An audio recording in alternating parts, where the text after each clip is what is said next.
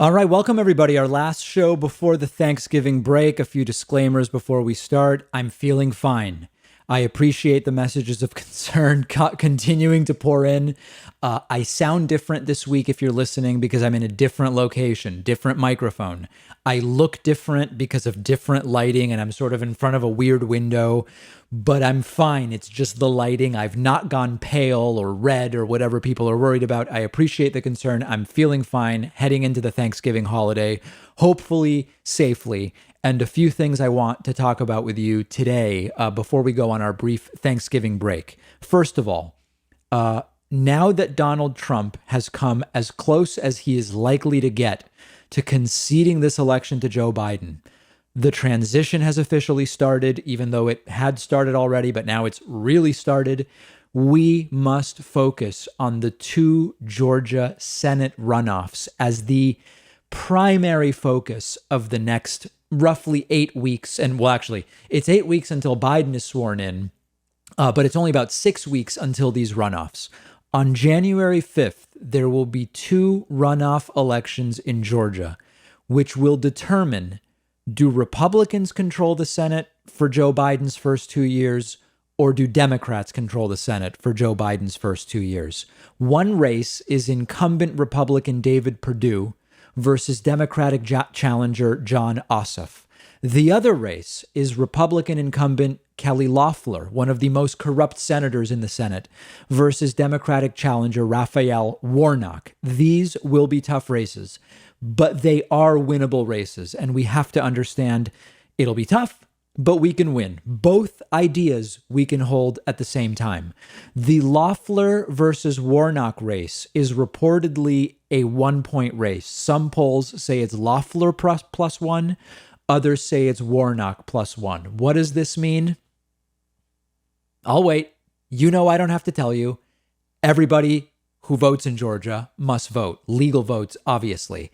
It's basically a tie. The other race, Perdue versus Ossoff, also right in there. We have only one recent poll from last week, which says it's 49-49. Previous polls showed that Perdue was a little bit ahead by 3 or even as many as 4 points. It's a statistical tie right now. They are uphill battles. The path forward is putting all of our effort into these races. Anybody who wants to phone bank can phone bank. Donate if you can afford to. Pandemic safe door knocking is being organized in Georgia if you are in Georgia. Voter registration, including the work of Stacey Abrams, could be the difference maker here. Her work has been unbelievable. And on the other side, this is more funny because it's so self-defeating than anything else. There are some Republicans that are so mad at Trump and other Republicans for, I guess, not fighting more to steal the presidency from Joe Biden, that there are some Republicans in Georgia saying, boycott the Senate runoff. Just don't go and vote. And to them, I say, what a great idea. I hope that that's exactly what you do. Help us defeat those incumbent Republicans. We really cannot overstate the importance of these races. If Ossoff and Warnock win, it's 50-50 in the Senate. That makes Kamala Harris the deciding vote. This means tax reform might be done. This means healthcare expansion might be done. Maybe infrastructure and more. Now, they will all be battles. Understand that even with control of the Senate, you will still be up against the more centrist wing of the Democratic Party. But these become battles worth fighting. I believe, and I know some people say, David, you're being too pessimistic. I believe that without the Senate, none of this gets done. I just don't see how you do tax reform and healthcare expansion and infrastructure the way Joe Biden wants to do it, focused on clean, green energy. I don't see how you do it without the Senate. If the Democrats are not able to win those two seats, Joe Biden will be relegated to governing at least for 2 years, essentially by executive order, on all but the most uncontroversial things, and remarkably little will get done in terms of big legislation. So this is where the focus has to be. And meanwhile, Donald Trump really seems to be running out of gas. Let's discuss that next.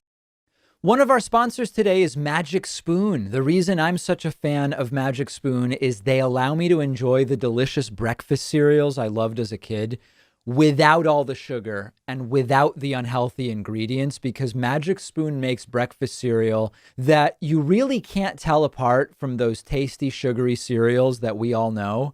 But each serving of Magic Spoon has no sugar, 3 net carbs, and 11 grams of protein. So it's perfect for someone on a low carb keto diet, just anybody trying to eat healthier and cut back on the sugar. You can choose from cocoa, frosted fruity, cinnamon, blueberry, or peanut butter. They all taste amazing. And Magic Spoon now lets you create your own customized variety pack with the flavors you choose. They really do stand by their product and will refund 100% of your money if you don't love it. No questions asked. Go to magicspoon.com/Pakman to build your own custom variety box today. Make sure to use promo code Pakman to get free shipping. The link is right underneath this video.